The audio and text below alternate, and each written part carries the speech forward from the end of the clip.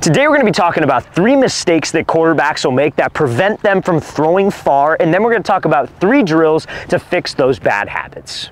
Now, the first mistake that quarterbacks will make that limit their arm strength is lifting the ball from their throwing shelf, if you will, straight to 90 degrees. Now, this throws off your throwing sequence timing, your hip rotation timing, and causes your shoulder and elbow to lead through before your hip. So how does all that prevent arm strength? So you got to think about where arm strength comes from in the first place, right? So if I'm set up in a base, I got weight on my back leg, about 65%. I'm ready to roll, nice and relaxed with my upper body. So when I take a stride to the target, power in your throwing motion comes from separating your upper body from your lower body. They call that hip and shoulder dissociation. So that's essentially like hitting a baseball, right? Somebody throws me a pitch, I got the bat here, I step to the pitcher, I keep the bat loaded, and the hips fire through, bringing the bat through, right? Now, as a quarterback, when you guys step to the target, let's say I'm trying to throw like a post over the middle, I hitch up, I go to throw, I step, I want to make sure that my shoulders stay loaded back. But the mistake a lot of quarterbacks make is they lift straight to 90. It's hard for me to close my front shoulder when I lift to 90 degrees. So what a lot of quarterbacks do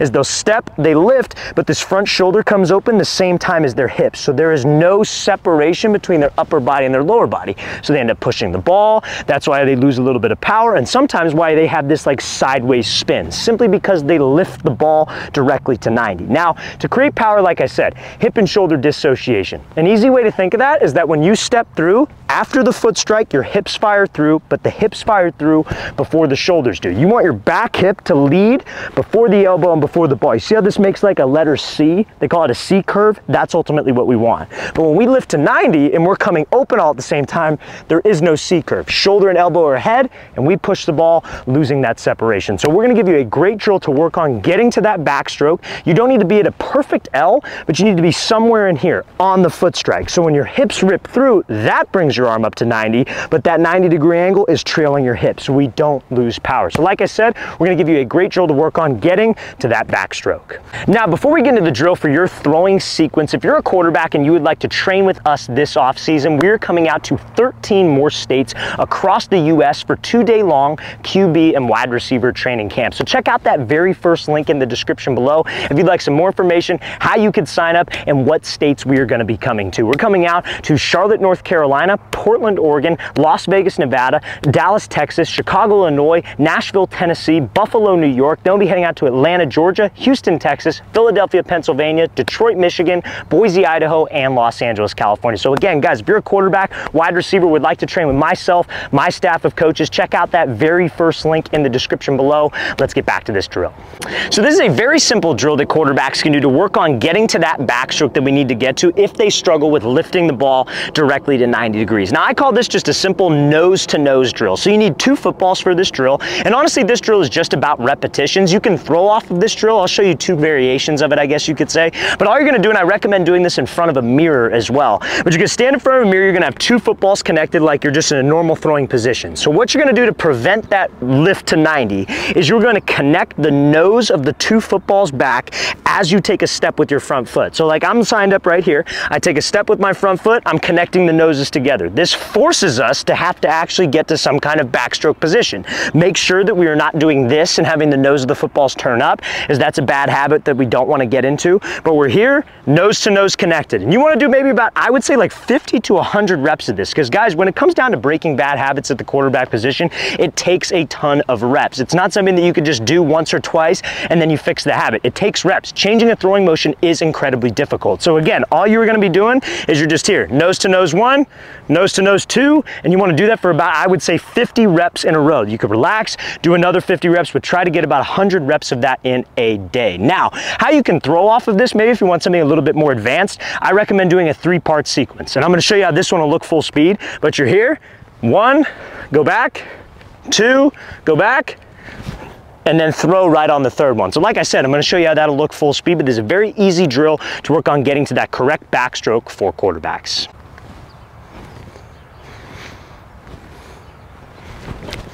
Now, the next mistake that quarterbacks will make that limit their arm strength is pushing all of their body weight forward to create power. So this is something that a lot of old school quarterback coaches used to teach, was that, okay, you get into your base, your feet are set, but you're gonna push off the middle arch of your back foot to be able to generate power. Now, the issue with that is that when you push on the foot strike, right? Because remember, your throwing sequence is 4 parts. You got your base, you got your stride, you got your hips, and then you got the ball. If you are pushing and shifting your weight forward as you take a foot strike, there will be no separation between your upper body and your lower body. Remember, like we talked about in the first example, how do we generate power as quarterbacks? We have to be able to separate my upper half from my lower half. My hips got to fire through after the stride and before the shoulders do. But the only way that I'm able to get to this backstroke position is if I keep my weight loaded onto my backside when I take a step. You guys got to think the drive off the back leg happens after the stride. It's a separate event. I want to stride, then drive, so I could separate the upper and the lower. But so many quarterbacks struggle with this. Their front foot gets down. This is probably the biggest problem I would say in any quarterback, high school, college, youth. This is the biggest problem that they have. They will push this weight forward, which prevents you from closing your shoulder. So what ends up happening? Elbow, shoulder go ahead of the hip, and that causes us to push the ball. We don't have that separation, and we do not have that torque. So we're gonna give you a very, very easy drill that doesn't require a ball, doesn't require a partner to work on that specific aspect.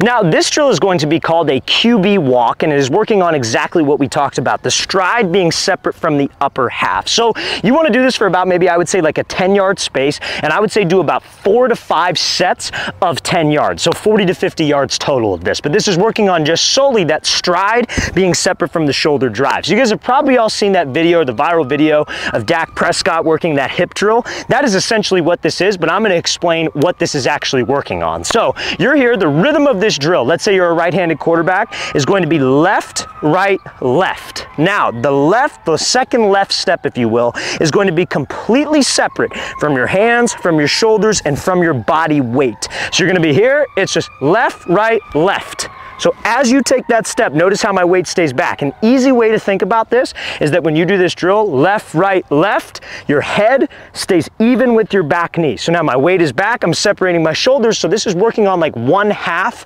of the throwing sequence, the stride and the separation. So now if we were actually throwing from this position, I could rip through, cause my arm to sling through, and that gives me more velocity and ultimately more distance on the ball if I'm trying to throw further. So this drill, again, for 10 yards, you're working that same left, right, left situation. So you're here, weights back, left, right, left, reset. Make sure you reset in between each one. And again, I'm going to show you how this will look full speed.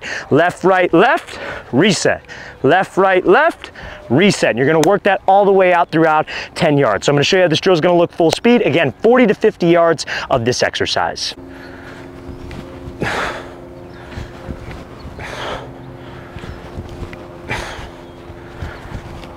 Now, before we get into the third mistake that quarterbacks will make that limit their arm strength, if you're a QB and you would like to get smarter, you want to improve your football IQ, you want to learn how you can read defenses, check out that second link in the description below where you can get access to over 500 different videos that I myself have made, all based on reading defenses. So what we do is we throw up a clip of film, I break down the clip, I draw on the screen, I talk about the different coverages, what you should be looking for as a quarterback, and ultimately the best plays to work against those coverages. And all those plays will be in your youth offense, middle school, high school, and collegiate offense. So if you guys want to improve your football IQ, check out that second link in the description below. Let's get back to this video.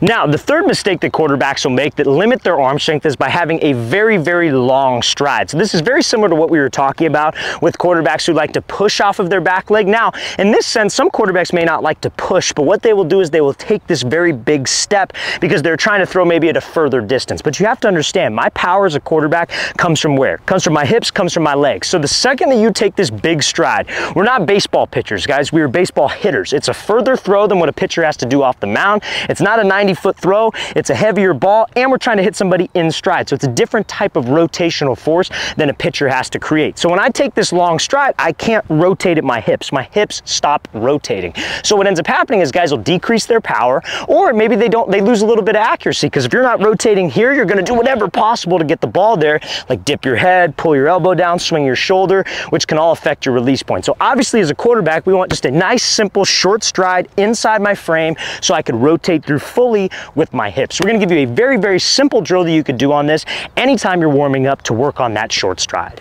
So this is a very, very simple drill that quarterbacks can do to work on not having a long stride, but also not having a wide stride, right? So all you're gonna do, and if you don't have a bunch of cones, you can honestly get like a hula hoop. You could set up like shoes in a circle. Just make some kind of circle that you have to stand in that is maybe just, I would say, 6 inches outside of your feet. So you're standing within this circle. And all you're gonna do, you need a partner, you can throw to a net, you can throw to whoever. You're just gonna play catch within the circle. Now, why do I put you in a circle? Why do I just not set up a line of cones right in front of your foot? Because a lot of guys, what they'll do when they don't have the ability to take this long stride, they're so used to their front foot getting down at a specific time in their motion. There's no such thing really as like an overstride. It's wrong timing, right? So I could have the perfect backstroke, I could have the perfect shoulder rotation, but if that foot's not down, when it's this long stride and it gets down, I'm open and I push the ball. No different than the very first thing we talked about with lifting the ball up to 90. Now, when you put just a line of cones in front of a guy's foot, what he'll end up doing, because he's so used to the timing of that foot strike, is he'll step open.